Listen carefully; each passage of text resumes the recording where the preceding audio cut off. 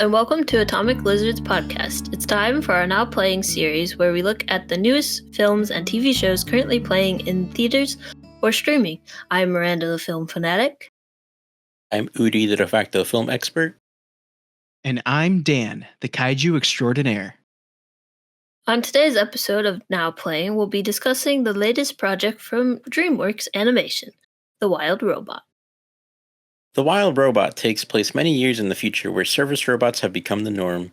When one particular robot named Roz crash lands on an island full of nothing but wild animals, she must learn to adapt to her surroundings and communicate with the local fauna. It's here where Roz stumbles upon a goose egg, and feeling that it is her responsibility to care for the baby goose, Roz must learn what it means to become a mother and care for others, despite the fact that she is a robot and should not feel any emotions such as love to begin with. The Wild Robot is a 2024 animated movie produced by DreamWorks Animation and directed by Chris Sanders, who also co-wrote the film alongside author Peter Brown.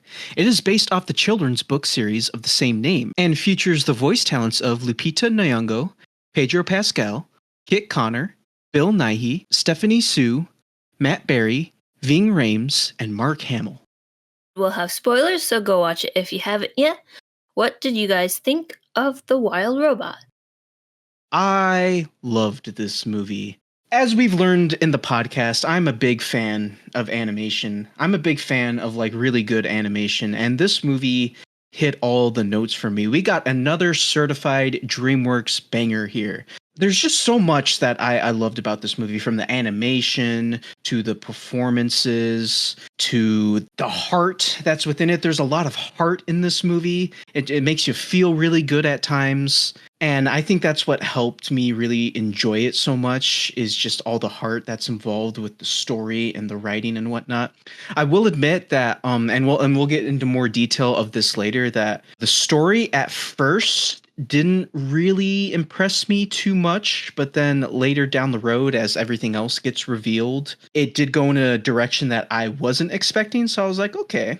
And then I did get into it a little bit more, but like I said, we'll get more into that discussion later on. But yeah, no, I really did love this movie. It was beautiful. It's a beautiful movie. I would highly recommend. Yeah, I mean, I really liked it. I think it was kind of different than I was expecting, but also I feel like the more I learned about this movie, the more I wasn't sure what to expect, I guess. But I mean, it had good reviews, and I mean, it has an amazing cast. So I was like, okay. I mean, I'm still intrigued, and visually, I was pretty impressed by the designs of the characters and the animation. So I was like, I still want to check it out, and I'm glad I did, because it's really, really good. But yeah, I agree. I think it was very heartwarming, pretty funny. There was some jokes that got me that were, I would say, more adult, but not in an 18 plus sort of way, but just sort of more, you'd have to be an adult to really get them, but they were pretty well done and funny jokes. But yeah, I will try to keep it brief as well, so I'll just leave it at that. I really like the movie. Definitely a tearjerker, but one that is a really good time, and one that I'll remember for quite a while. For this movie, I went in blind. I didn't watch any of the trailers, except maybe the first trailer, and only once or twice. It looked interesting, visually looked interesting, and then Dan said he wanted to cover it on the podcast, so I was like, yeah, I'll go give it a watch. It looks cool. I didn't dive into it much just because I just didn't have a desire to learn more about it before seeing it. I did know that Lupita was in this movie mainly because I saw her on an interview where she's talking about how she her voice. I think it was for this movie. So I knew she was in the cast, but I didn't know any of the other people in this cast. So I was kind of surprised by some of them, which I think we'll get into later on. But they all did a fantastic job. It was really nice to hear a bunch of people do a really good job at portraying their characters. I didn't know this was a book, but now I'm kind of interested in learning more about this story. But The story is a very good story, definitely a tearjerker. It did get me in a few moments, and a lot of that is the story, but a lot of that is also the score. The score for this movie is really, really good.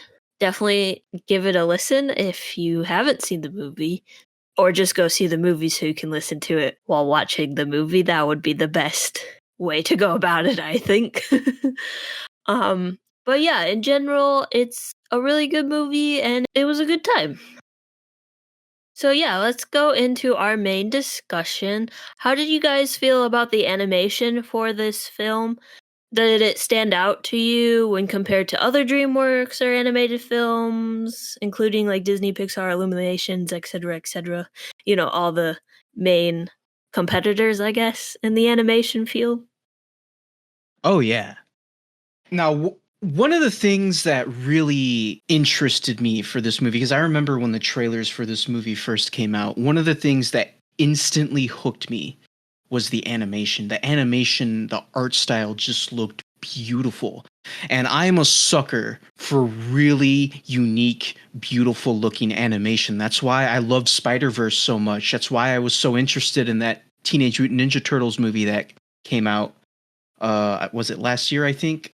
And then same with like Puss in Boots: The Last Wish. That's why I was somewhat interested in that, because all of those movies had interesting, unique animation styles that are different from the standard like Illumination or Pixar style. So that's what really interested me. And yeah, seeing this in the theater, the animation did not disappoint. The animation was, I'm going to be honest, the animation was breathtaking to me at times. Like some of the just the scenery was so beautiful. And I personally felt like literally there were so many stills and scenes in this movie that legitimately could be my desktop background on my PC. Like that's how much I loved the animation. And like I'm usually not somebody that really cares for like art books and whatnot, but if I were to ever buy an art book for a movie, I would probably buy the Wild Robot art book, because I just love this animation, man. It's so beautiful, it's breathtaking. And like one of my favorite stills from this film, and I think it's one of like the like main like poster frames or whatever that you'll see on posters and a lot of the promotional material, but it's just the scene where Roz is like, it's like nighttime in the forest and she's like sitting next to a tree, and I don't know if she's by a fire or if she just has like a light on her like, you know, robotic body that's just illuminating light, but there's like she's like partially like covered in this like glowing yellow light while the backgrounds are all dark and like deep blues and whatnot. I love that still, and it's just it's such a like a peaceful looking still to me, and it's great. I'll probably, you know, like I said, I'll probably end up making it my desktop background once the Blu-ray comes out and I can get higher quality stills of this movie. But yeah, I loved the animation. I definitely felt like it did stand out when compared to other animated movies.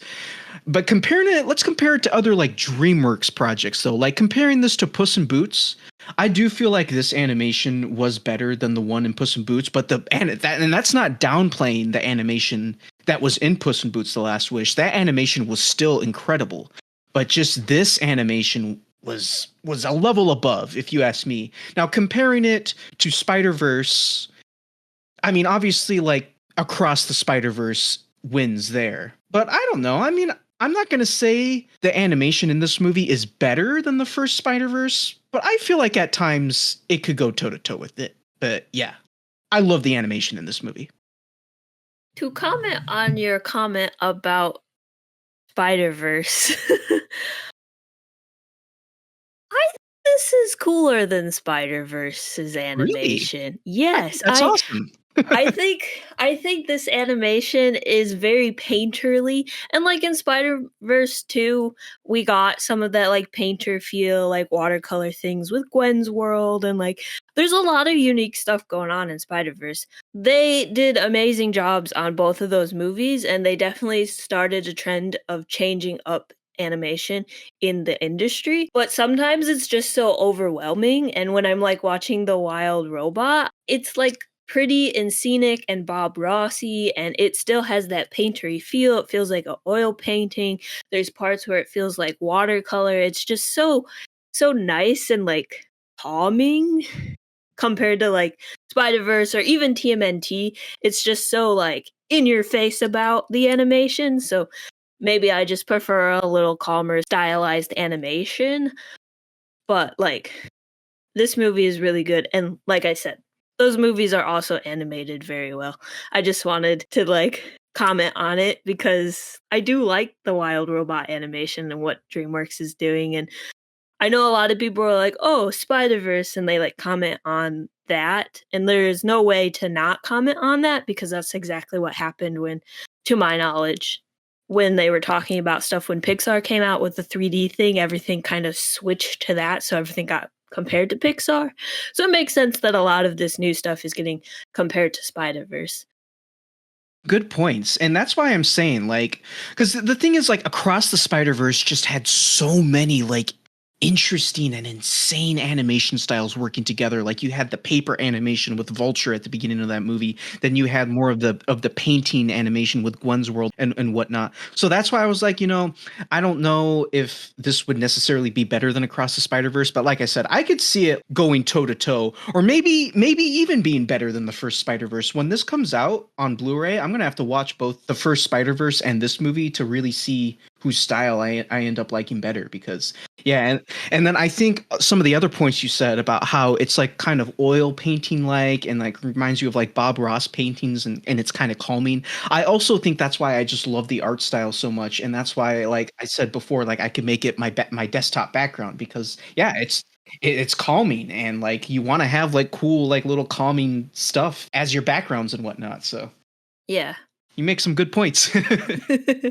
Yeah, like it's animation is such a wild thing. Like you can go from the Wild Robot to Spider-Man into the Spider-Verse to stop motion with Wallace and Gromit. It's so versatile and there's so many things you could do. It's just an amazing art form, and it kind of sucks that like animation gets thrown into this bucket of it's for kids. Like Oh yeah. it's it's not a genre, it's a medium.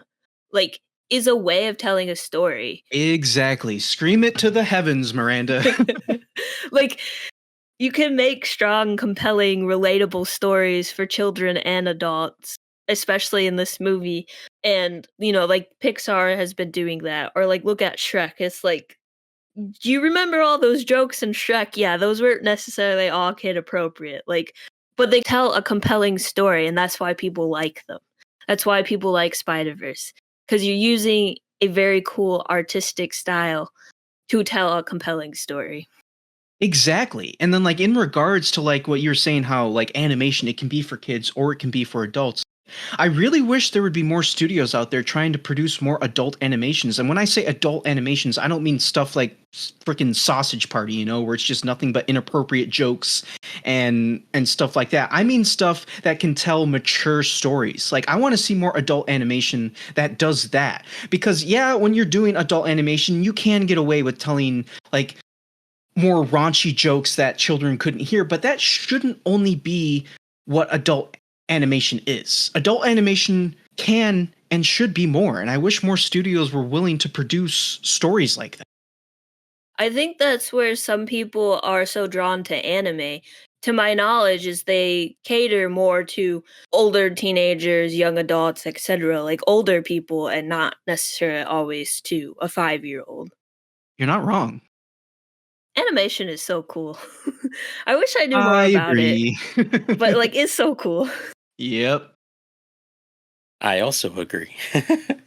But I guess where I disagree is, and I mean, obviously, this is all subjective. Like, I'm not saying, oh, my opinion is more right than yours. This is how I feel. But I still feel like both Spider-Verse movies are, in my opinion, a bit more interesting than this one was from an animation standpoint. But I mean, they're all gorgeous movies. It's like comparing apples to oranges. I mean, they're all amazing works of art. So, but I mean, like that being said, like this is still really, really gorgeous and picturesque, like you guys are saying. And I'm sure like there are going to be some stills, and I really hope that we get a 4K Blu-ray because of this. But like, there's going to be some stills that are going to be like Dan said, like wallpaper material for sure. Like you could print it on a canvas and like hang it in your house, and it would be like, wow, that's gorgeous. There's just a lot of really, really beautiful vistas in this, and like the weather effects and lighting. Just yeah, a lot of cool color usage throughout. Like it's very earthy, and then again, like you get some more somber moments, and you get some moments by like the sea. But then also like towards the end, I mean, you get some crazy explosions of color with the forest burning down and stuff like that. Like you get some really cool color pop with the explosions of those robots, and then like I said, like the forest being on fire and all of that. Just a lot of unique colors and a lot of cool color combinations throughout.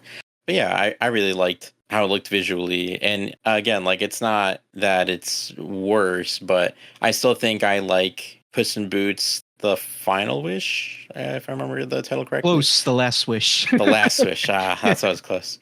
Puss in Boots: The Last Wish. I still think that I liked that animation a bit more. I would say maybe not overall, just like certain sequences I thought were more interesting. But like this one overall, would probably say I liked more than I guess Puss in Boots. But there were certain moments in Puss in Boots that were just like really, really eye catching and breathtaking. And like I remember watching and being like, "Oh my god, this looks really good! Like this looks way better than I would think." Not to put down Puss in Boots, but just I don't know, way better than I would have expected Puss in Boots to look. So, but yeah, this was gorgeous, and I mean, yeah, like you were talking about, like even like last year with TMNT, that was really, really gorgeous at times. Like just, I mean, again, as we've mentioned before, and we were talking about earlier, and Miranda mentioned it a little bit ago. I mean, Spider-Verse really did revolutionize animation, and it did kind of inspire a whole new influx of projects that are vaguely similar, but again, not to be reductive, because I mean they're all kind of doing their own thing. Like even though TMNT is vaguely similar to Spider-Verse type animation style, it's still its own thing for sure. And like every time that you're looking at a frame and stuff like that, you can really pull it apart from Spider-Verse. And I mean, a lot of that has to do with like color grading and stuff like that. But I mean, just overall, I they're all gorgeous films, and I'm just glad that we have them all and that we can celebrate them all and we can watch them all. And shout out to Wallace and Gromit, like Miranda said, because I love Wally and Gromit. They're some of my favorites, and they're still freaking amazing. But yeah, that's what I wanted to add. Like I said, animation is just so cool. And to jump back a bit, you mentioned the colors in the wild robot in this film. The forest fire being this stark, vibrant, powerful red color to be contrasted with just black. I was like, "Ooh, I love this. This is so good. I like this. This is amazing. I love the contrast here. I love the way they did the fire." Because normally you're like, oh, fire? Okay, let's do orange or yellow. But no, the red just, it like hits in a certain emotion and feeling in your body that you're just like, oh my gosh. Just visually is so cool. And like the forest scenes throughout this movie, also very beautiful.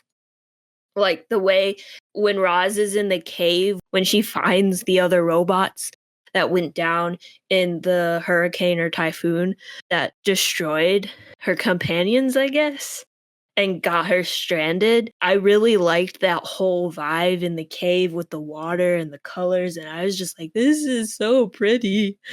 Can I frame it on my wall, please? Like how we've been saying, it's just so pretty. But like the colors in this is like top notch. I really, really like it. Well, one quick thing I want to add. Rudy, before when you had mentioned that you weren't trying to like downplay Puss in Boots because you're like, this wasn't the type of animation I was expecting Puss in Boots to have. Let me just say that nobody was expecting Puss in Boots to be the way that it was, because it was a sequel. I wasn't expecting it. Nah, neither was I, because it was a sequel to a Shrek spin-off movie that came out like over a decade ago that wasn't even that good to begin with. So like when I heard that was coming out, I was like, dude, that's gonna suck. But then the trailer came out and I was like, okay, the animation looks pretty good, but it's probably still gonna suck. And then I heard it was getting like really good reviews, and then I was like, okay, I gotta go see this. And yeah, but we'll save that for another time. You were like, I must investigate further. Exactly. But kind of to the point you were talking about earlier, though, Dan, just to quickly brush up on it again, I guess like one thing that I've noticed a lot more recently, because I've been trying to watch a bit more animation, is that, like, I mean, the thing with Disney Pixar is their render budget is like insane. Like, they really do make gorgeous movies, and I feel like it really comes together when like the art direction comes together in their films. Obviously, like that's all art and all animation, but I feel like more specifically with their tech, because like they can create jaw-dropping visuals, but I feel like if the art direction isn't quite there, at least in my subjective opinion, then I feel like it doesn't quite live up to their, I guess, reputation. Kind of like I think it was that movie called Elemental, I believe it came out last year. I know that one's gotten like a lot of flack for not looking that pretty or whatever. I know some people like it. In my opinion, I mean, like, it doesn't look bad. It just, yeah, I just don't. I don't really like the art style for that movie, at least not how it like turned out. But like something even like Lightyear, I mean, again, that's like another movie that people just didn't really take to. But I mean, visually, that movie was gorgeous. It is kind of interesting because the more I watch those movies, the more I realize how different the other animation studios films are, like, visually. And this, I kind of got brief moments where I was like, it kind of reminded me, and maybe because it featured the following creature, but it kind of reminded me in moments of like Brother Bear, which I have not seen in a long time, but it kind of evoked like just like the forest and kind of like a more, I think that one was a 2D animated movie, but like since like this movie has not only but like has some like matte textures or like matte colors, it kind of evokes sort of like a 2D color spectrum. And so, like, I don't know, like between like just some of the colors of nature and then like the bear and then like that kind of reminded me of that. But even still, like, this is really gorgeous in its own way, and like the Disney films, when those come together, are like top of the, best of the best. But yeah, I really just think it comes down to the art direction, which again, like, it depends on all these different projects for how they come together. Because like even Mario, like Mario is just Mario, but that movie looks really, like, really pretty too, and it's very crisp and very crisp brat because he's Mario. Ooh.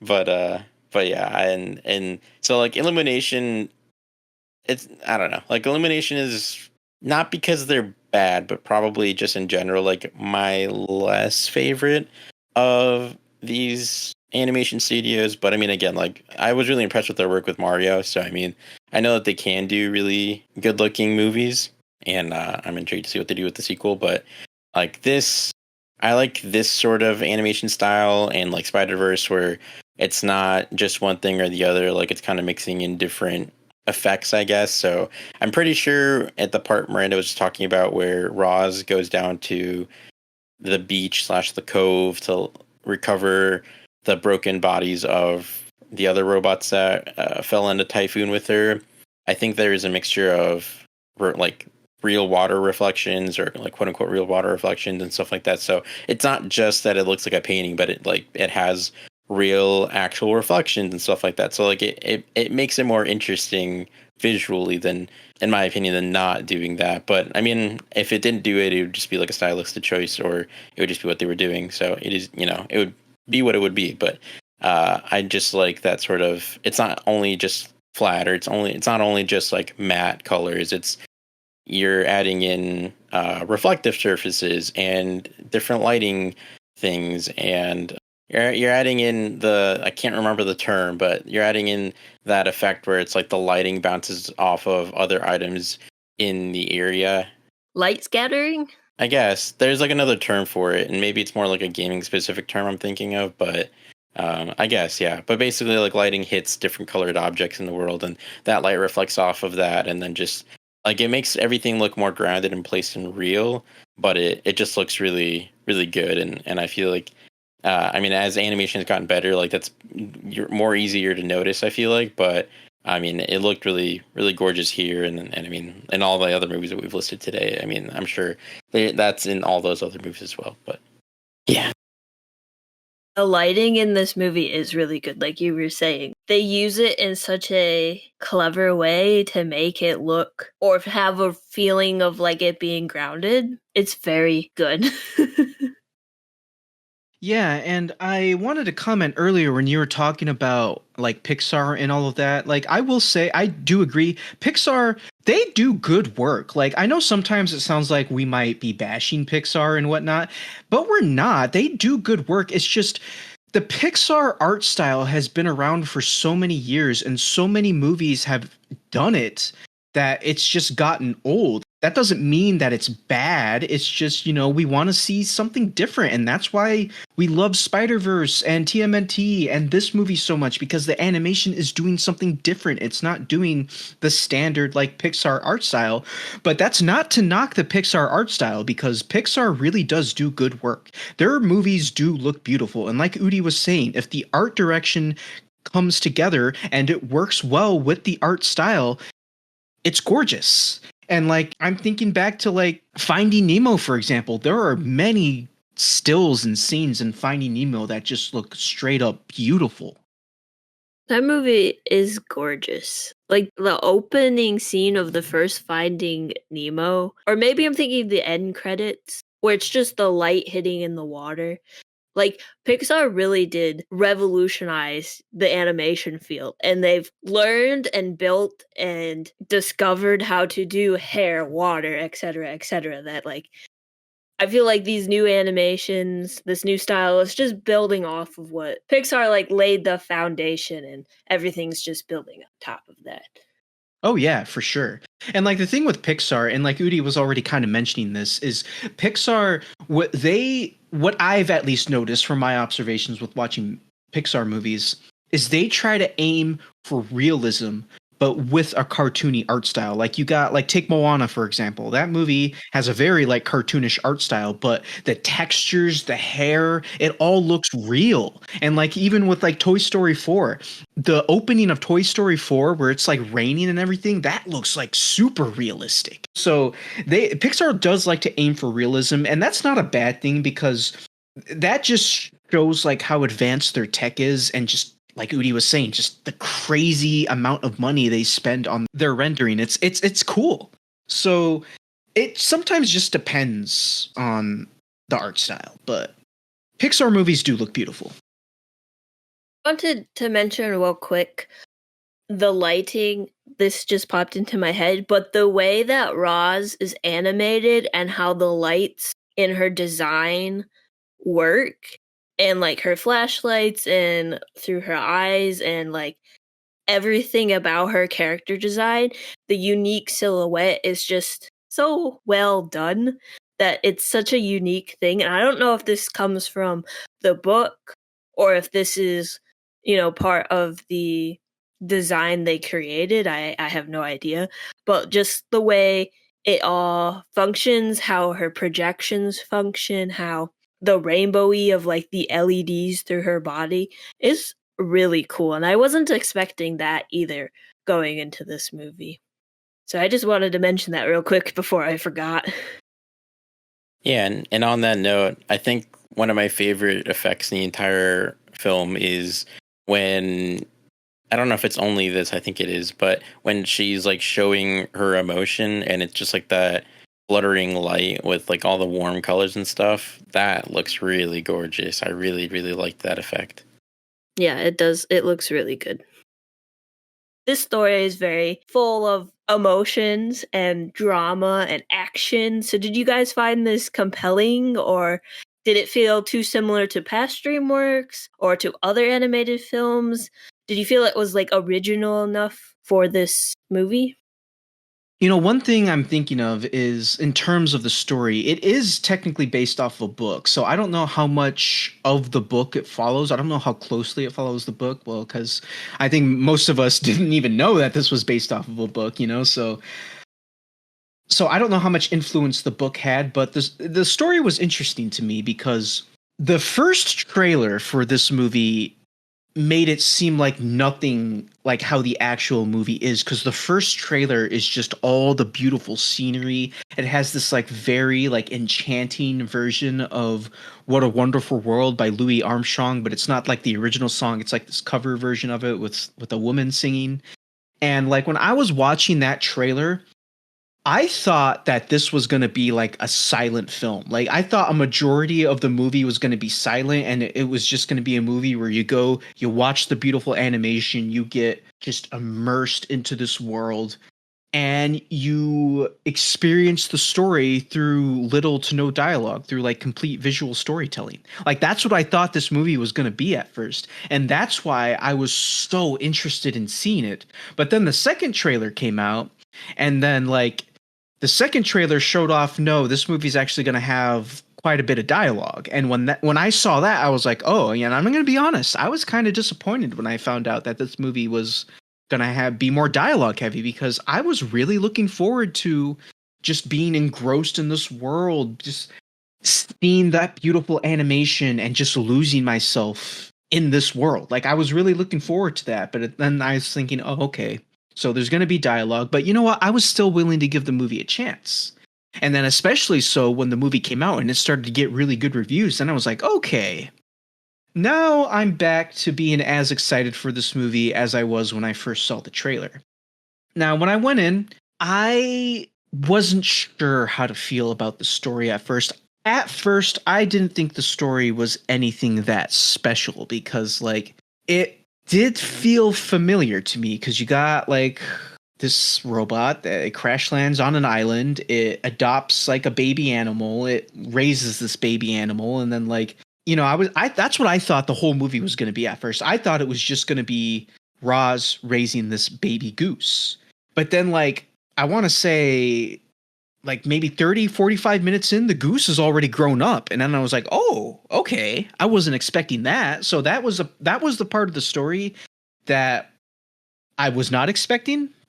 I don't want to say it threw me for a loop, but it was like, oh, okay. Like it did help get me more interested in the story again, because here I was thinking that the entire movie was going to be raising this baby goose, but then the baby goose is already grown up, not even halfway through the movie. So it's like, okay, now I'm interested to see where this story's going to go. And then at first I was like, oh, are they just going to do like the ugly duckling? Because that's what it felt like at first, especially when Bright Bill first introduces himself to the other geese. It's like, okay, this is like just the ugly duckling. But then the story becomes more about teaching Bright Bill how to fly before winter comes, so that way he can migrate with the other geese. And it's like giving this like runt of the litter a chance, because he wasn't supposed to make it. So that part of the story did engross me more. And then like after Bright Bill leaves to migrate with the other geese, then it turns more like that's when the heart really comes out. Like, man, I love that scene where all the animals, like they're in the den together, because Roz is going around and rescuing all the animals, because there's a very bad winter storm going on, and like not many of the animals are cold, and we don't know who's going to survive or not. So Roz starts rescuing them and putting them in this den that she built when she was raising the baby goose, Bright Bill. And like, you know, everyone's bickering at first, because like Finks the fox, he like says at one point, you know, you gathered prey and predator, you put them all in the same area. Like, how did you think that was going to turn out? But then like the bear, who's voiced by Mark Hamill, comes out and says something along the lines of, we may be predator and prey, but tonight we are one, and I promise not to hurt anybody inside here. And then they all like hug and then they cuddle together. It's like, oh, my heart, you know? So like, I loved that scene, man. And yeah, and like I said, like we've mentioned before, this story was kind of a tearjerker. I got teary-eyed. I did get teary-eyed near the end when Roz had to say bye to everybody. I was like, oh, you know, so I did get teary-eyed there, but I loved the ending. I loved the ending where Bright Bill, because, you know, Roz goes back to the factory that she was built at, because they send these robots to go retrieve her because she's malfunctioning. And like she has to go back, because if she doesn't go back, then they're just going to keep sending the robots, and they'll have to keep fighting over and over and over again. And you know, what's the point? So she goes back, and like Bright Bill like visits her as she's like working at one of these like human habitats or whatever, because she's back to being a service robot. And you don't know, like, is Roz going to recognize him or not?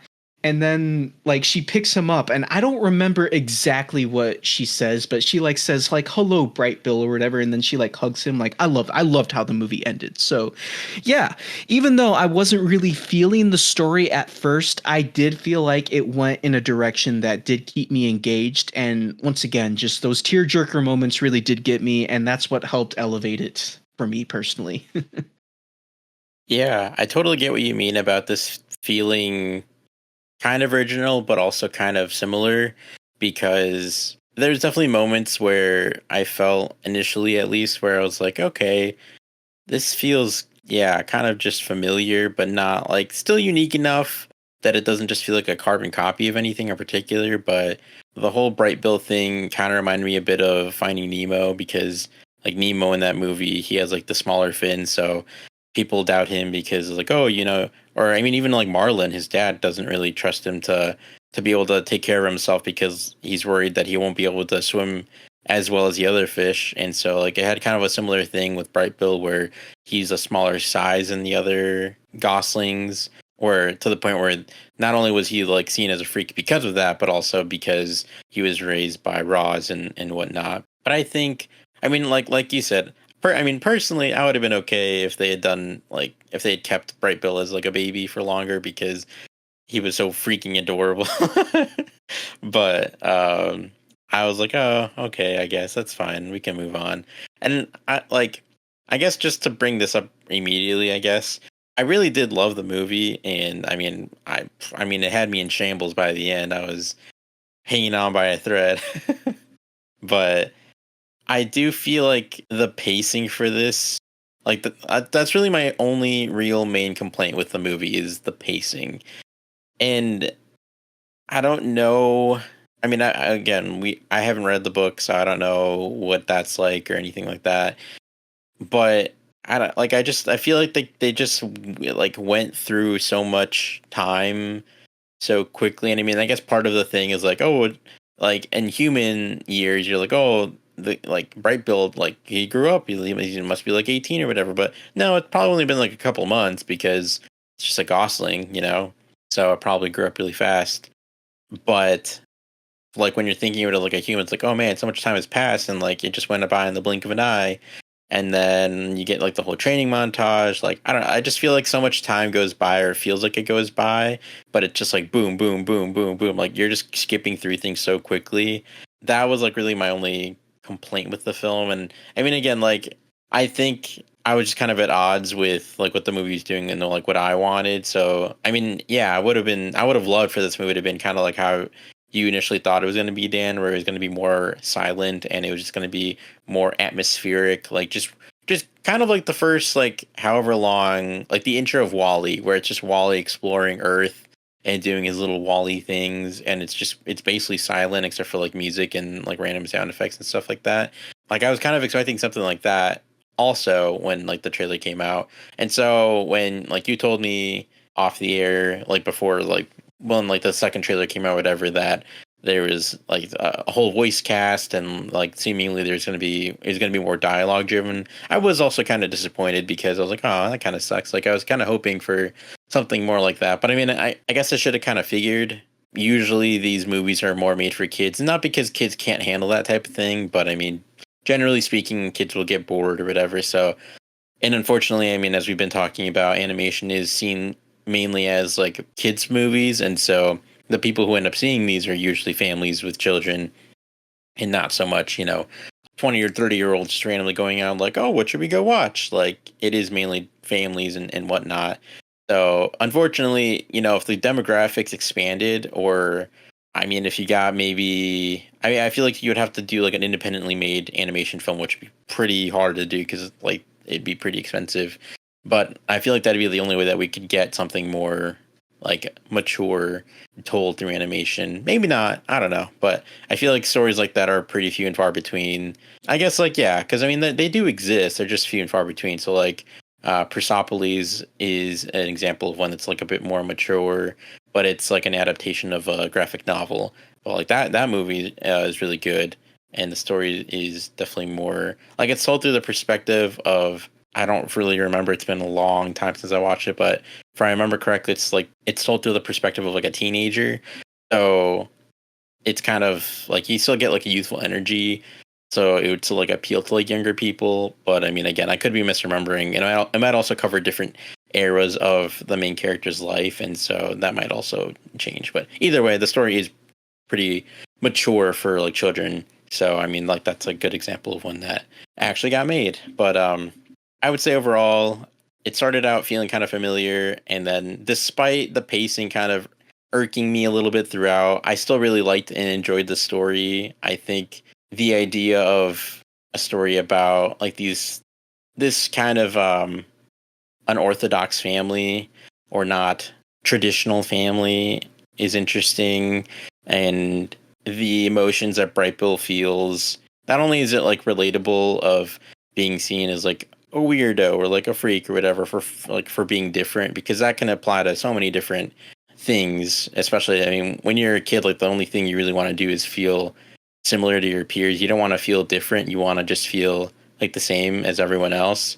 And so anything that happens that makes you feel different because of who you are, it's painful, I guess, because you like I said, like all you want to do is feel similar to your peers and to not feel like a weirdo. And so when you don't fit in, especially for something that like is out of your control, really, I mean, you don't choose your family, not blood family at least. And so you're connected to who you're related to, and obviously this is kind of not that because they're not blood relatives. They are kind of like a chosen family in a way.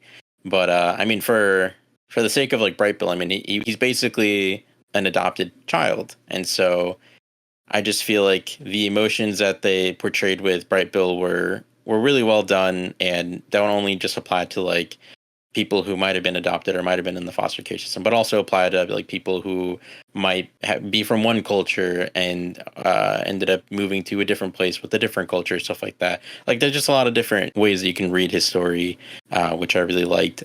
But like going to like Roz's story, I really liked how it started out as like her just kind of learning her environment and trying to learn how to be better suited to her environment, which led to like a lot of comedic bits, like especially towards the beginning where she's literally sprinting at this animal going like, "Hello, how can I help you?" And it's like terrifying but hilarious. But so like she goes from doing that stuff to taking on the task of raising Bright Bill, and she goes all in on it. And the story of how she went from like someone who everyone disliked for being weird and different and whatever, but minding your own business and just working hard and doing what she can for Bright Bill and for Fink and like their little family, to being like the most beloved and cherished person in the community and being like the factor that united them all. That was really beautiful.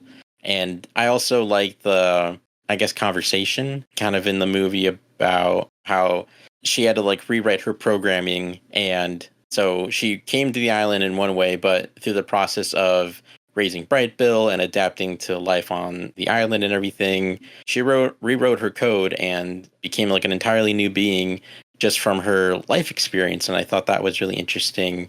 And all the sacrifice that she made, I mean, she not only sacrificed leaving the island to go back to the factory, which like she thought she had to do, which was like her mission. She not only sacrificed her mission to take on this responsibility, but she was risking, herself. She was risking herself when she went to go rescue all the animals in the winter.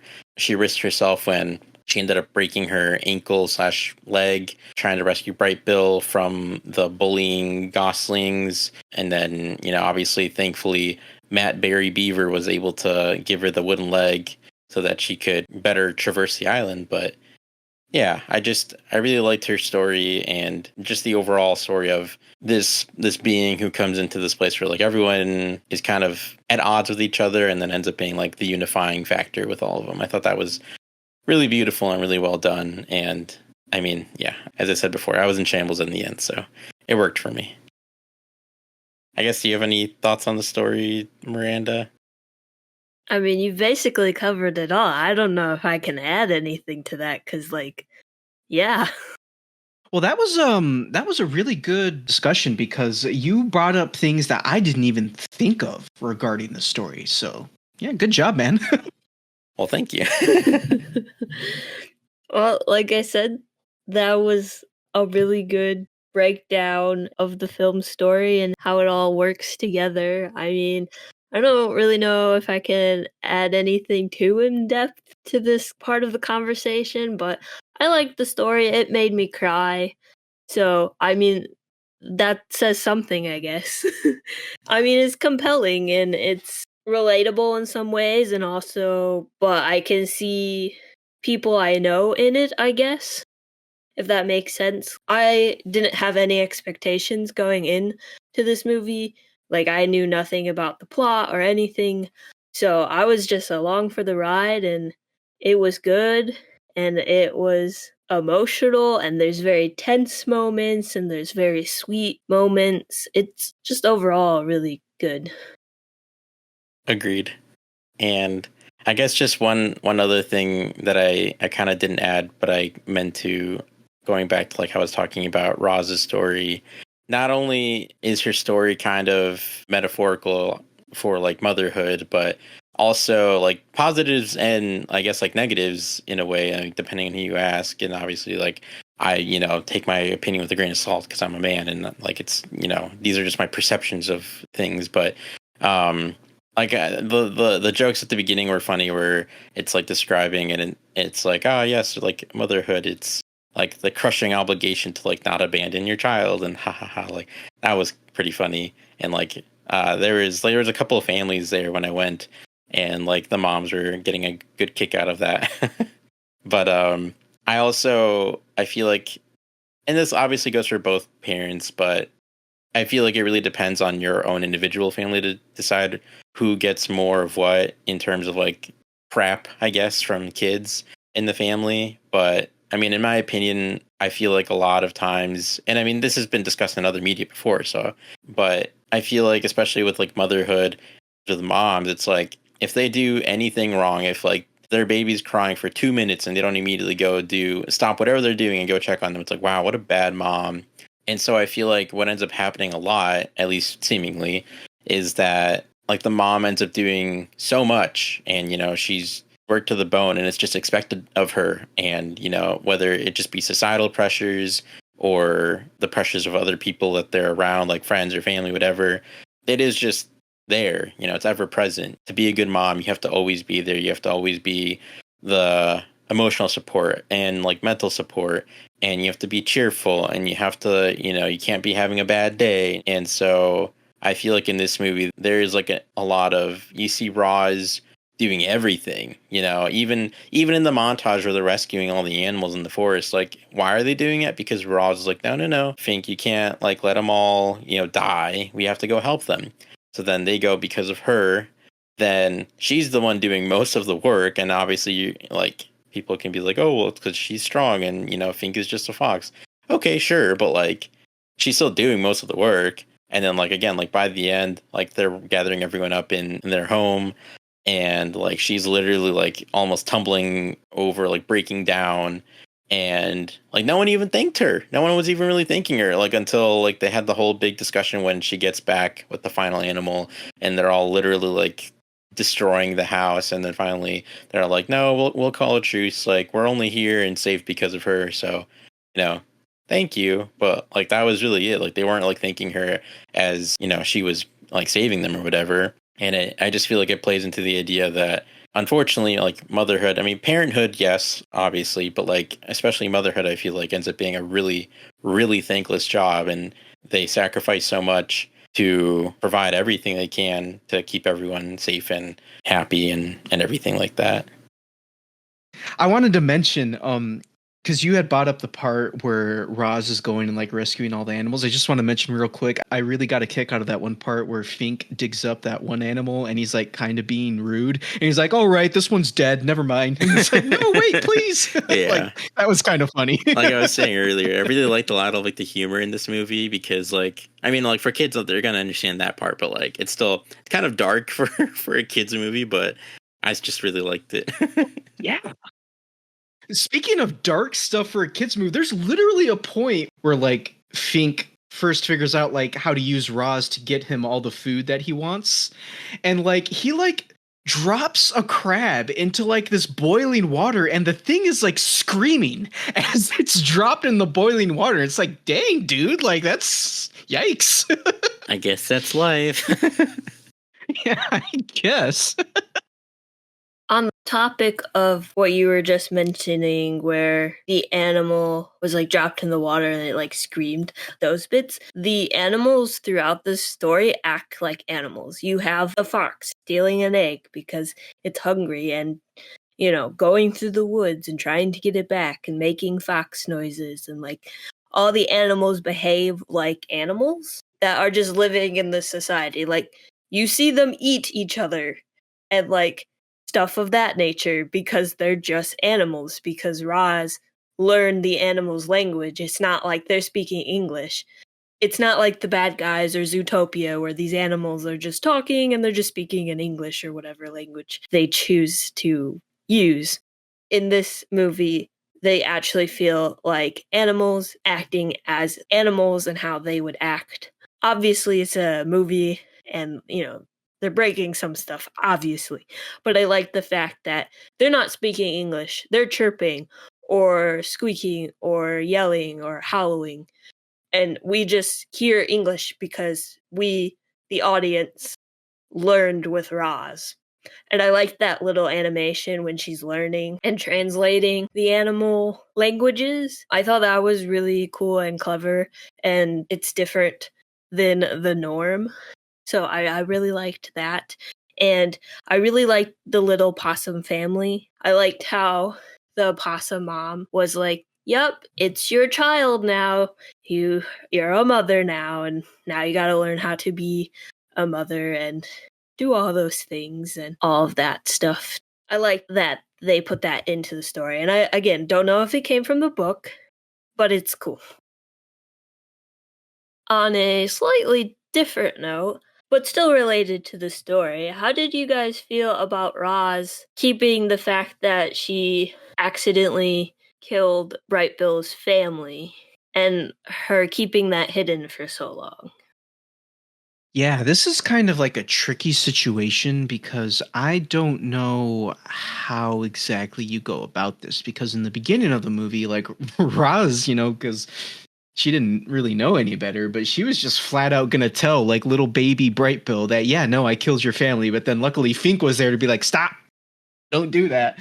And like, I do kind of agree there. I don't think Roz should have told Bright Bill that young that she killed his family. But I do feel like that once he matured, that probably is something she should have just told them, because the longer you keep that info away from him, the more upsetting it's going to be when you do finally tell him. But once again, it's just a tricky situation because you don't know how he's going to react. Like, is he going to be angry? Is he still going to want to be around? Is he still going to want to be a part of the family? So that's what, and then you could be like, oh, well, maybe that's what kept Roz from saying anything, because she was afraid of him leaving and whatnot. So that's a really tricky situation. So, like, I don't blame Roz for not outright saying it, even though she was going to outright say it at first. Like, I don't blame her for keeping it to herself as long as she did. But that being said, I do think that she should have told him sooner rather than later, because as we see when she eventually does tell him, because it took so long for her to tell him, he gets really angry with her. So that's how I'm feeling there. Yeah, and I guess one other aspect of this whole thing too that I don't think she really explained, but I mean, wasn't it an accident that she killed his family? Like, wasn't she being attacked by all the other animals in the forest, and so she was like running away? I think so, yeah. She like falls off a cliff. Yeah, and then she like lifts like the bird wing under her. She's like, "Oh, what's that?" And it's like, "Oh no!" And then she finds Brightburn. Brightburn. Different movie. Bright Bill's egg. Yeah, it was an accident, and I could be wrong, but I'm pretty sure she does say that it was an accident, or maybe Fink was like, saying in the background, it was an accident though. Like, I'm pretty sure they do try to tell him that at one point. Yeah, I don't like. aside from, I mean, yeah, it probably would have been better if they got to tell him first instead of the Goslings and whatnot, because it was just already an emotionally charged moment, and then obviously like finding out from other strangers that are being mean to you and not like the people you care about most is, not great. But I do feel like they didn't really, that they played up the aspect of like, oh, she killed your family. But it's like, I mean, yes, but no, because it's not like she maliciously was like, ah ha ha, and then like gunned them down or something. Like, no, like she was being attacked, and because she was seen as like a weird monster, and then because of that, that led to his family dying. It wasn't like she did it on purpose. And I mean, like, yeah, technically, like she still did it, but I mean, it was a complete accident. So I don't know. I feel like they should have explained that more, or like explained more exactly how it happened. And like part of me couldn't decide, like, did she not tell him that it was the fault of the other animals like attacking her that led to that happening because she didn't want him to hate them?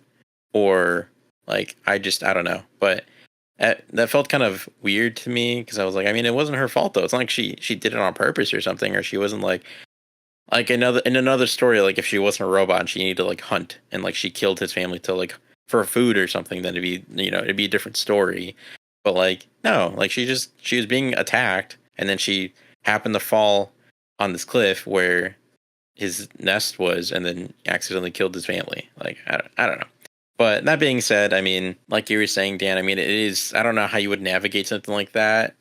I mean, I would imagine, and obviously I don't know in actuality how this would be, but I would think that you would probably want to tell them kind of young, like in the grand scheme of things, like scaling this up to human years, and Bright Bill is 18 years old when he's trying to leave the nest, and he was like a literal baby when he was a baby. Then maybe somewhere around like 10 years old or something, you might want to sprinkle in, and maybe not sprinkle in, but like just like, hey, we have something to tell you about your family. Like, I am your mother. I've been here from the beginning. We've been here together. Like, you are my child, and we're a little family. We love each other. But there was an accident. I didn't do it on purpose. It just kind of happened. Again, if she's trying not to incriminate the other animals, then like you could just like say it like that, and then just explain like, oh yeah, I fell down this cliff, and then all of a sudden on the edge of the cliff there was your nest, and it was a complete accident. Didn't do it on purpose. Like you were saying, Dan, like just hoping for the best and hoping that he would understand.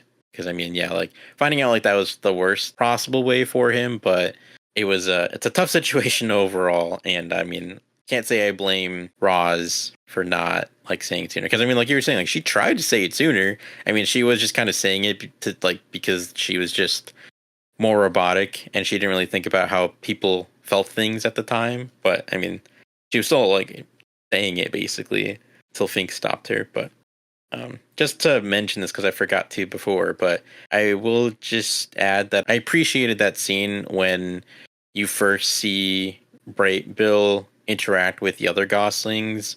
Like he goes in, and it's like his first time really interacting with. I mean, it is his first time interacting with other Goslings. And so it's kind of fun to see how this blank slate in a way, because like all babies are blank slates. You're just absorbing whatever is happening in your home. And so it's kind of fun to see how he's a Gosling, but he has all the mannerisms and practices that Roz has, because like that's who he grew up with. Like that was his mom, or is his mom. And like that's how his home life was. So like it's kind of intercultural in a way. It's not only the culture of Roz's, robot background, I guess. And then I'm assuming a little bit of like Fink's fox tendencies and like his culture, I guess, as a fox. But then it's coming like face first on like the culture of the Goslings and like all their practices and things like that. And so it's kind of like, for comparison, it'd be like someone who's an American who has, other backgrounds like through their family ties, coming to like learn more about their other cultural backgrounds, like kind of tying that idea into the movie. So I just thought that was interesting. But sorry, that was a little aside. I just forgot to mention that before. But I mean, the movie needed a piece of conflict, so like that's the conflict. That's fair. I mean, like, I don't think this situation would happen, and like she did try to tell him, but then Fink was like, "Hey, don't tell him." Were they gonna tell him that Fink almost ate him as a child too? You want to all of the story there? Like, yeah, I was chased off the cliff. I fell on your nest. I'm sorry. I saw you. I picked you up, and then the fox tried to eat you, and then I saved you. Like, I feel like you gotta tell him the whole thing, not just the yeah, I like accidentally killed and landed on top of your necks. Like, I feel like, I guess, like you guys were saying, like telling him when he was younger, but telling him the whole story, you know, be like, this happened, and this happened, and this happened, and this happened, and now we're here. And like waiting till he's like you were saying, like 18 years old, ready to leave the nest was probably not the best decision. But like, I think it works for the movie because again, you need that piece of conflict to have in the story so we can get rest of the story that it's like, oh, they actually like even though he's mad and she feels bad and the situation isn't great, they still love each other and wish they would have said it to them before they left for the big migration. So I guess that's about where I am with it. Yeah, that is a good point. No one even cared to bring up the fact that Fink was trying to eat him. The dad gets the free pass. Yeah. Yeah, what about that, huh? Why are they only picking on Roz? He tried to eat him. Yeah, it's like a good chunk of the film too, because they go on like a whole chase and like everything. Like they were almost gonna fall off a log on like over water and stuff. Like I don't know. I guess maybe the story just they didn't need to bring that in because that's not too relevant to what they needed for the story of this movie. But like that should be addressed too.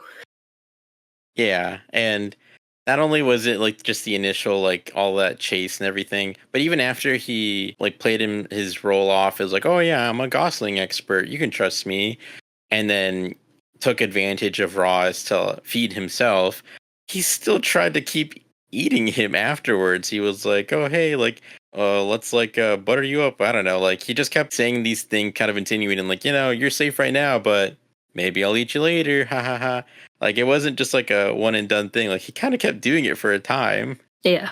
But I mean, like you said, I guess the only way that that would have been brought up if Roz was like, well, I may have killed his parents, but you were trying to eat him. And I don't like, she wasn't trying to do that. She wasn't trying to like throw anyone under the bus or escape blame or anything. She was owning up to it. But so yeah, it wouldn't have made sense. Also, one of the other animals brought it up, which I don't think anyone else noticed. So I guess, yeah. Yeah, I think anyone else knew. And anyone that did got eaten alive. Probably not. I don't know. I guess those clams knew. The clams and the crabs. Maybe. That one crab knew. That's why Fink put him in the boiling water and we heard his screams of agony. He was silencing him. He was like, you can't get out of here knowing what you know. Yeah. Exactly. That part did kind of remind me of Hitchhiker's Guide to the Galaxy because there's like a small running gag with crabs and that and like untimely demise, but that's like as far as that connection goes. And one quick last aside, I forgot to say this earlier, Miranda, but yeah, I also really enjoyed that the animals had the animal noises. It wasn't just like English. So like when like Fink was sad that one time, he like whined like a fox, or when Bright Bill was like a baby, he would chirp and had like little bird noises. And so I liked that as well. Like you were saying, like the animals were animals, like the crabs were kind of shown throughout the film, but like they were just little crabs, you know, they were just like walking around. So yeah, I also appreciated that bit. Yeah, it's a nice little unique touch to this film. But do you think the voice actors had to make those little noises? Because as I mentioned earlier, I found the voice performances to be fantastic in this movie. A lot of people are in this movie that I did not realize. But do you think like Pedro Pascal was like making the fox noises, or like how do you think they went about that? Yeah, let's talk about the voice performances. I agree with you guys. I think the voice performances were really well done. And yeah, I have no idea if the voice actors had to do the animal noises. I'm going to say they did because it's funny to think about all these like A-list actors like trying to mimic animal noises. So I'm going to say it's yeah. very funny to think about. Exactly. Like just picturing Pedro Pascal like doing sad fox whines. So, but yeah, man, the voice performances in here, it was interesting to me because I didn't really like look much of this movie. Like I was excited for this movie, but much like you guys, I didn't really like look much of it up.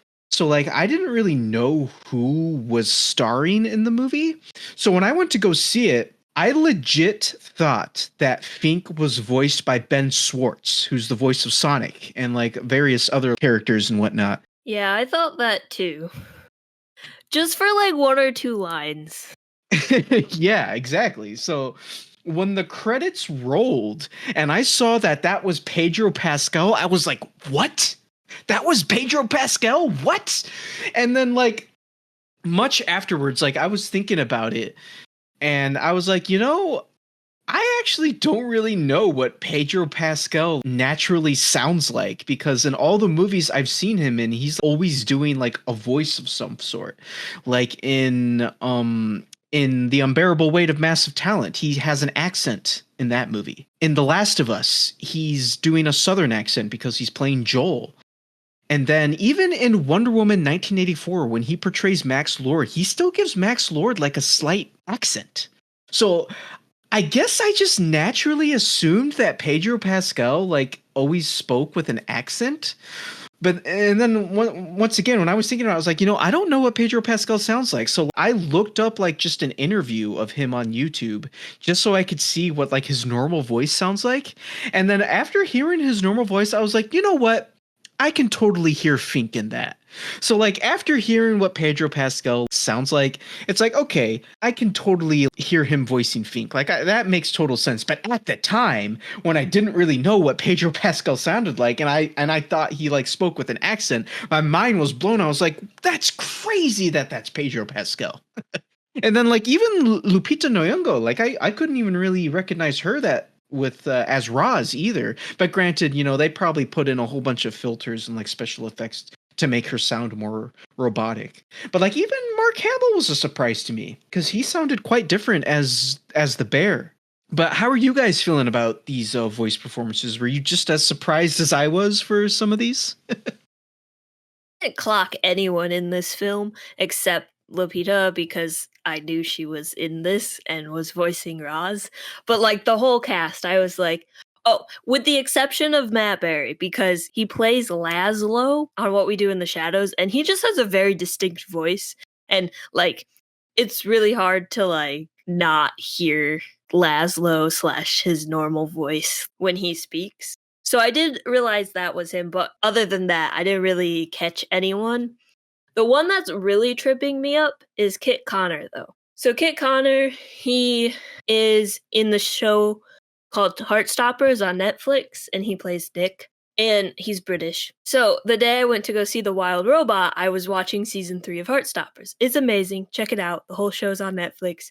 So I was hearing his voice literally all day, and then I go to this movie, and I'm like, oh yeah, this is really good. The performances are really good. I like this movie. I'm vibing with it. And then the credits roll, and it's like Kit Connor, and I was like, no, Kit Connor as Bright Bill. That's not possible. And I'm 95% sure he's not speaking with a British accent. I can't really tell British accents. Like, I can't distinguish them that much because I consume a lot of British content. But anyways, I was like, no, that's not him. But then today on Instagram, I got like one of those like ads where it's like, here's the actors in the booth speaking. And I was like, no, that's him. That's Kit Connor. His casting was like the most mind-blowing thing. I was just like shocked. I was like, I would have never guessed in a million years that was Kit Connor. And everyone else did a fantastic job. I did not know Catherine O'Hara was in this. I was like, that's Mara Rose. That's Delia, I think is her character's name in Beetlejuice. Had no idea. And I didn't know Mark Hamill was in it. Like, they did a really good job at portraying these characters or changing their voice or adding depth to these characters and to their performances that, like, I just didn't notice. I was like, that character is that person, and I believe it. Whereas, like, gonna hate on the Mario movie for a moment. That's just Chris Pratt. He didn't really try, in my opinion. Or like the Garfield movie. Like, I heard clips from that, and it's like, no, that's also just Chris Pratt. So I like the fact that these performances in this movie and the actors in this movie are giving it characteristics to their like character and like I don't know, just making me believe that these characters are real and that's what they sound like, and I'm not just thinking of like a JPEG of insert famous person here, you know. So I think they did a very, very good job. Yeah, I really liked the voice cast here. I didn't know really any of them going in except for Lupita. And even then, like I forgot who she was gonna play, but as soon as like I heard Roz speak, I was like, oh, okay, that's Lupita. I'm a big Pedro Pascal fan, and I've seen several of his projects. I saw his SNL skits. I've like watched interviews with him, and even all that, like I recognized his voice, but I would like all throughout the movie, I'm like, I know who Fink is, but I can't think of who it is. Like, but I know the voice, but I just don't know. And then as soon as it popped up on screen, I was like, Pedro Pascal, what? I was so thrown off. I was like, okay, so I did know the voice. I didn't even in a million years like think it was him. But so that was kind of funny. And then like I recognized Catherine O'Hara's voice, but again, I think I've only watched Schitt's Creek with her, and like I watched a couple of interviews with her in it, but so I recognized her voice, but again, like it didn't place her. And then when I saw her, I was like, oh, okay. I was like, all right, that makes sense. Kit Connor, because of course I have to have my one Marvel reference every episode. I knew that he was in Heartstoppers. I haven't watched it yet. It's on my list. I really need to watch it. But I knew that he was going to be in Agatha. It's very good. You need to watch it. Yeah. Wait, Kit Connor's in Agatha All the Way? Because I'm pretty sure Joe Locke's in Agatha All the Way. Oh, never mind. Okay. He's also from Heartstoppers. Yeah, I was gonna say, wait, Kit Connor is teen from Agatha? What? But I guess if you're confusing them. Nah, never mind. No, that's Joe Locke. Okay, Yeah. okay. I got confused because I always see their names like together because of Heartstoppers. So I got confused. Never mind. Yeah, Joe Locke is the one with dark hair. Kit Connor is the one with like reddish blonde hair. Gotcha. For reference, I guess. Gotcha. So your one Marvel reference has been denied, Udi. I'm just kidding. I'll find another way. Oh, I got one. Okay. What is it, Miranda? Ving Rhames. Yeah, he's in Guardians of the Galaxy Volume 2. Oh, that's true. I did not So know there you that. go. There's Well, your there you go, Marvel Udi. There's your Pedro Marvel. Pascal's going to be Mr. Fantastic / Reed Richards. This is also what? true. For realsies? Yeah. Interesting. Okay. Well, what else has Lupita Nyong'o been in? She was in Star Us, Wars, A Us. Quiet Place. She was in Black Panther. She's yeah, there I was we gonna go. say she was in Black Panther, right? She was that also one. How did not we miss naming that the two one? Marvel projects that Yeah. That's during what the I was gonna Marvel say. bit. I'm pretty sure she was in Black Panther. She was Okoye, right? No, she was Oh, okay. I don't remember her name, but I she Oh, was don't she remember. was she T'Challa's love interest? Yeah. Yes. Ah, okay. Yeah. I'm blanking on her name at the moment, but Nakia. She's Nakia. Yeah. But anyway, yeah. So I like the voice cast. There was like some surprises there for sure. There was like a number of voices that I recognized, but I like I said, I couldn't place.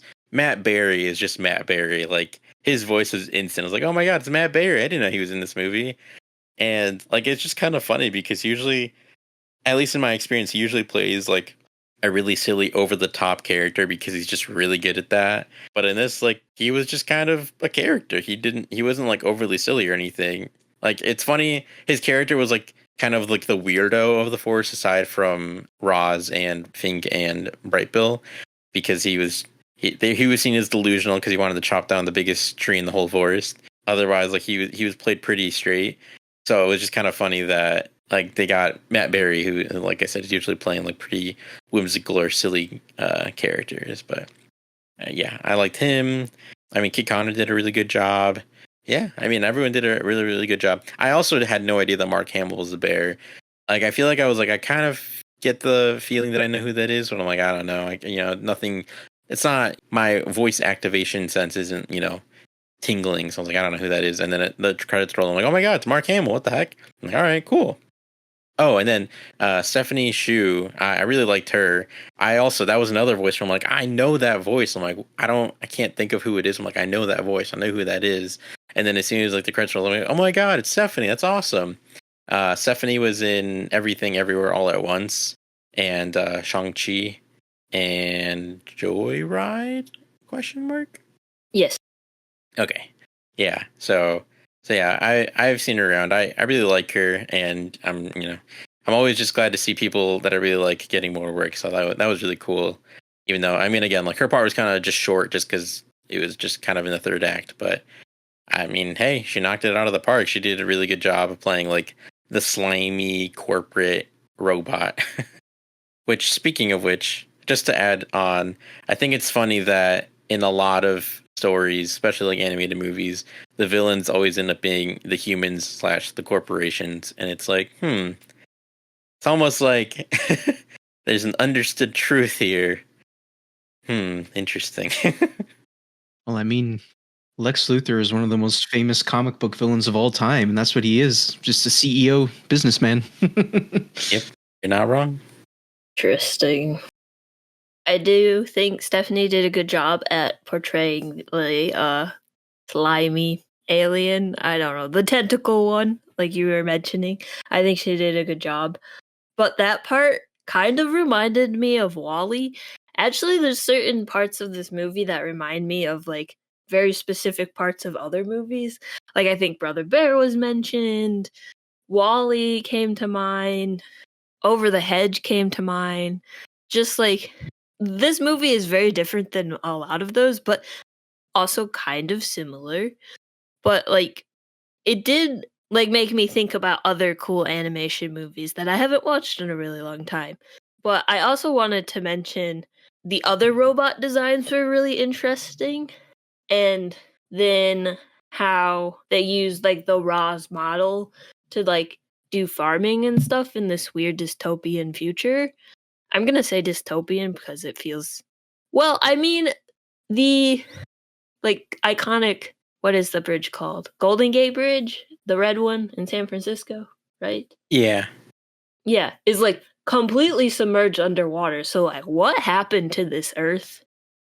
I have questions, but that's not what the movie is here to explore.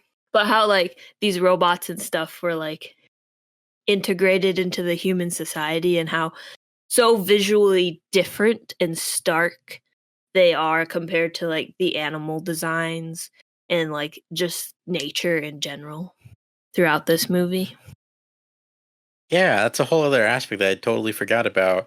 I really liked how, and this didn't really come into play till later in the movie, but I really liked the world building here because, I mean, through the world building, it's like, oh, so this is Earth. This isn't just like some random alien planet. Like, this is Earth, and humans destroyed it. Yeah, I guess that's probably what happened. Yeah, seemingly like climate change took over, and I mean, the Golden Gate Bridge is like completely submerged, and like the last remaining bubble of humanity is in that one like literal bubble dome that the corporation, what was it, United something, I don't know, whatever, but that like the corporation is kind of in control of, and like there's humans there and they're all doing their jobs, and like they have the robots doing all like the labor, whatever. But like outside of that little dome, like Earth is just too wild and too climate change ridden to be habitable. So I thought that was really interesting that in this little story about like this robot on this island and coming together with like everyone in the forest and whatnot, that was just kind of like they added that world building in the background. And this felt extra prominent, I guess, in the part where like they're talking about there was kind of like a double entendre where they're talking about, I think it's when Roz gets back with the last animal and everyone's going crazy, and then Fink gives a speech about how like they only have one home, and they all hate each other, and if it had been up to him, like he would let people, like some of the other animals, like die, like he didn't care. But Roz was trying to keep everyone happy and healthy and safe and warm, and so I kind of felt like it was like a yet another allusion to like Earth, and like saying like, hey, like we only have one home, which is our planet. Like, I know we're not all going to get along together. Some of us hate each other. Some of us will just always hate each other. But the least you can do is come together and not destroy our home, and not, like we can at least do that, right? And so I thought that was kind of another interesting part of the film that, yeah, up until Miranda just brought that up, I totally forgot about.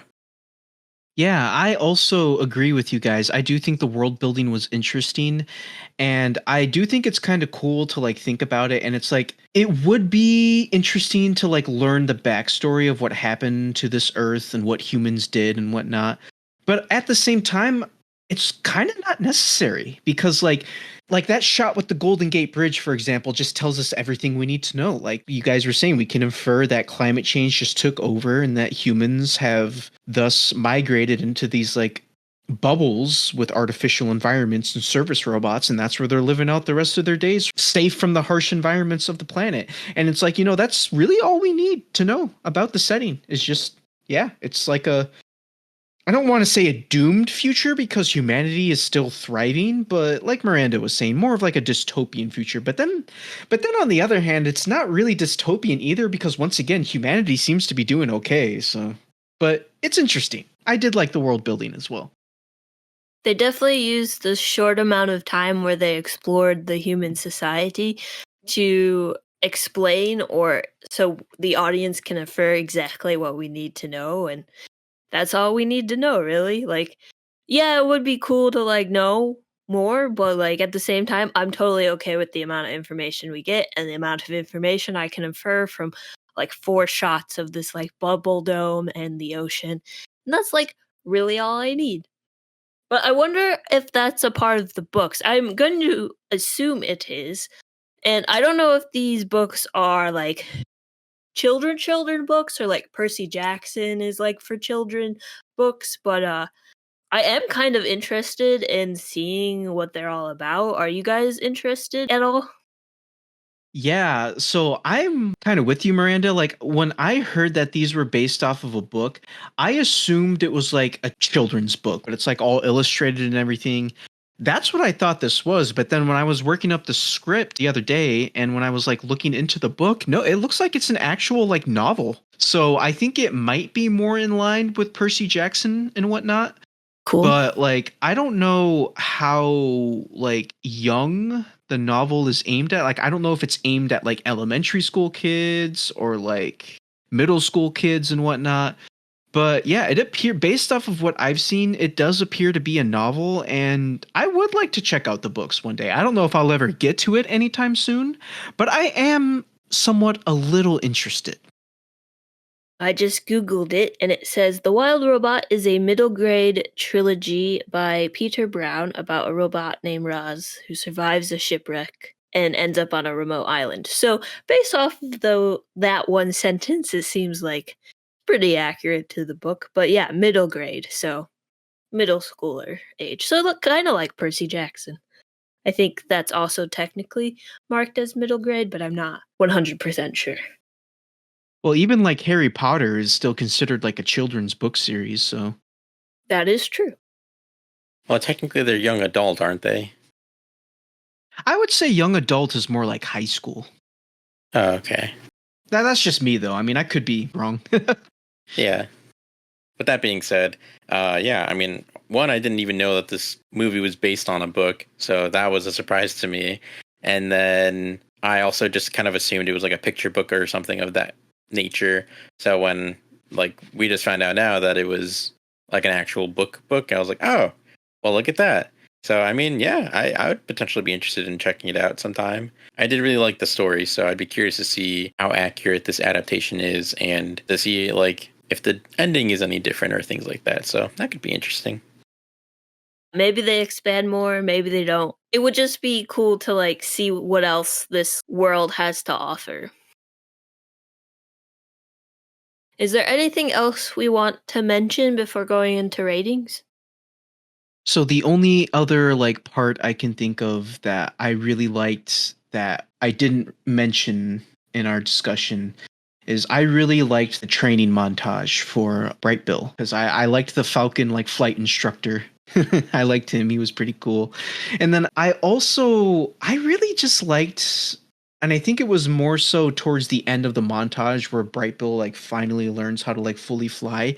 I really liked that part because I just liked the song. Like the song that plays during that scene just fits in like perfectly with that part, and I really enjoyed that. So that was probably like another one of my favorite scenes. Yeah, the whole flying montage and everything was really cool to watch. And I like the way they did it. And I like the fact that like Ross helped Bright Bill out by getting the Falcon and then talking with like the head goose, I guess. And like him offering insight on what Bright Bill needs to do in order to do the migration. I really liked. And yeah, the score, fantastic. It's amazing. I love when movies have good music because it means it just means that I get to listen to fun things throughout the day because I listen to a lot of scores. So, it was just done really well, and I wish I could remember my favorite part of the score, but it's just all really good. I agree. I really liked the training montage, and Ving Rhames was a fun surprise. And I mean, yeah, it was just very heartwarming seeing, Roz go all in to help him prep and, building the runway and all of that. So definitely one of my favorite moments as well. And like I said, very heartwarming. And yeah, that's pretty much it. I think it's about time for us to go into our ratings. Dan, what would you give this movie out of 5 stars? Yeah, I can't gush about this movie enough. Once again, just the animation, breathtaking, incredible. People talk about movies being art. I feel like you could make a case for this movie being art. Like it's a beautiful movie. It's a beautiful story, good performances, great characters. I'm gonna give it 4.5 stars. I don't quite know what that last little .5 is that's keeping it from being a 5-star movie in my eyes. Maybe it's the thing that Udi said about the pacing. Maybe it's the fact that the story didn't turn out like how I wanted it to. Like I wish this would have been like a silent movie. I don't know. I really don't know what that .5 is that's keeping me from giving it 5 stars. That's something I'll have to think about. But for now, 4.5 stars. I loved this movie, and I can't wait to buy it on Blu-ray. Rating makes sense for what you've said so far. Udi, what would you give this movie out of 5 stars? I'm very torn, as per usual, because I did really, really like it. I love the animation. I really like the story. I thought the voice cast did a really great job. Some of the humor really got me. The mixing of like animal noises with like the voice performances and everything like that, keeping them like actual animals and stuff like that was all really good and neat. And just overall, just a really, really great animated film. So I'm kind of stuck between a 4.5 and a 4, but I think I'm gonna go with a 4. I mean, I would say for me, like I said before, really the only complaint I truly have is the pacing. I wish the pacing was a bit slower, but I also understand why it's not with the story that it told. It's just like my one nitpick with it, but overall, I mean, would highly recommend checking it out, and I really liked it. So yeah, I'll go with a 4. That score also makes sense for everything you've said today. I am going to give it a 4 out of 5. I think it's a great movie. I went in blind, had a good time, cried a bit, so definitely give it your dollars if you have dollars to spend on movie tickets. Which means the Atomic Lizard's average score for the Wild Robot is a 4.166 repeating, which would round down to a 4. thank you so much for joining us and listening to our conversation about The Wild Robot. If you're interested in hearing more, check out our previous episodes. And as always, you can find us on Instagram at Atomic Lizards Pod and on Letterboxd at Atomic_Lizards.